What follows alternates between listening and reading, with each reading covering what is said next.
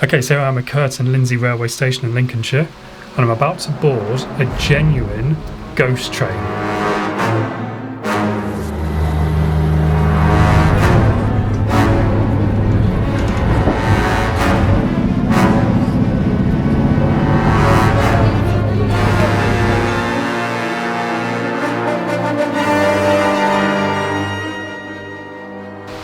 So what is a ghost train? Well, it's not quite as exciting as it sounds. I'm not actually going to be encountering any paranormal activities on this train today. A ghost train, or as it's sometimes referred to, a parliamentary train, basically refers to a line where the operator has all but abandoned it. You know, they don't want to keep it open. However, because of a parliamentary regulation in the past, they have to provide a minimum amount of service if it's going to be considered open. Now, why would they keep it open if they've all but abandoned it? Well, in Britain, it costs more money because of the legal processes to shut down a railway station than it does to keep it open with a minimal service. So, I'm at Kirton Lindsey and Brigg today, and these are both considered ghost stations because there's only one day of the week where trains will actually come down this line. So I'm here on Saturday to actually catch the train, but if I was here on any other day, no one would be here at all.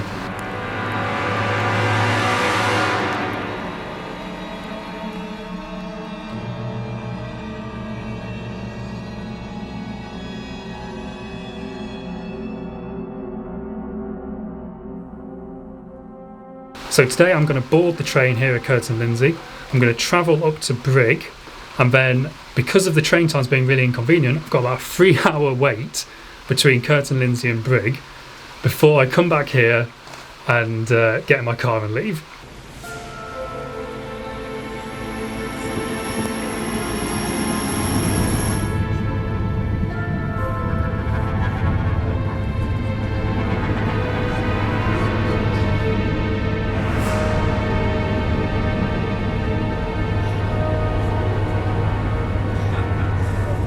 So I've taken the ghost train to Brigg railway station from Kirton Lindsey. I'm there now. It's absolutely tipping it down, so it's not been a very nice experience.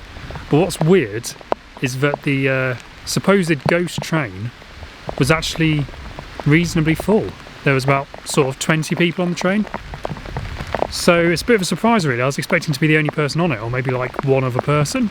So maybe this proves that the trains aren't actually as empty as people make them out to be.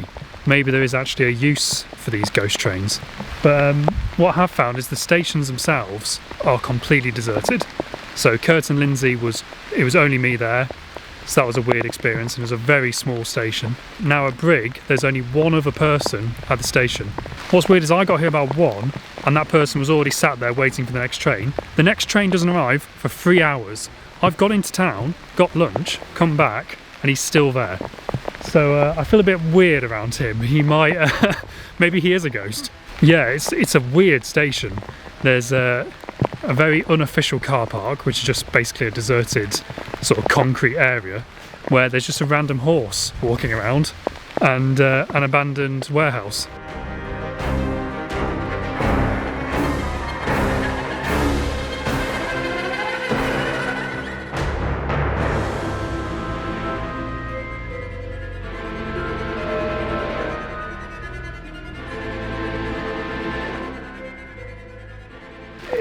It's a very weird atmosphere here. But yes, it's going to be interesting to get the train back now to Kirton Lindsey and see if it's more or less full than it was on the way here.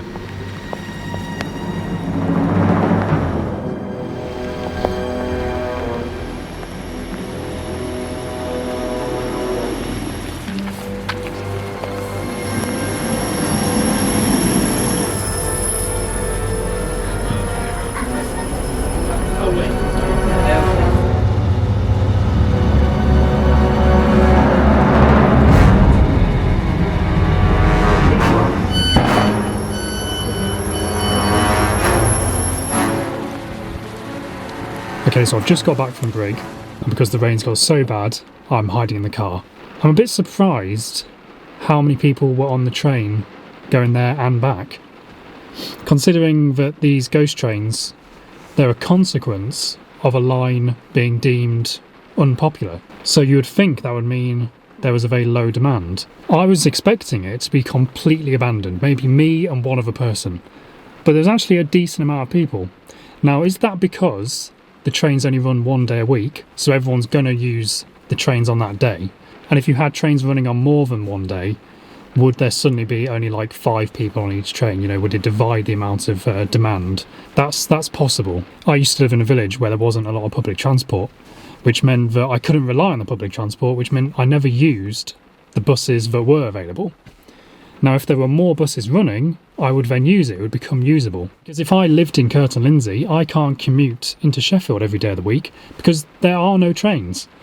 If the trains were made available, maybe there would be a demand. And how do you know whether or not there is a demand unless you try it? It's quite an interesting thing to think about, really. Who decides what is a ghost train?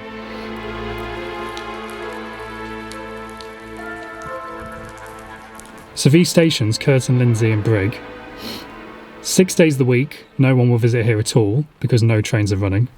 And then today, the day I visited, I was the only person at one of them, and I was the only person but one at the other. It is pretty crazy to think that this station and all the space it takes up might only have been used by one person, me, this entire week.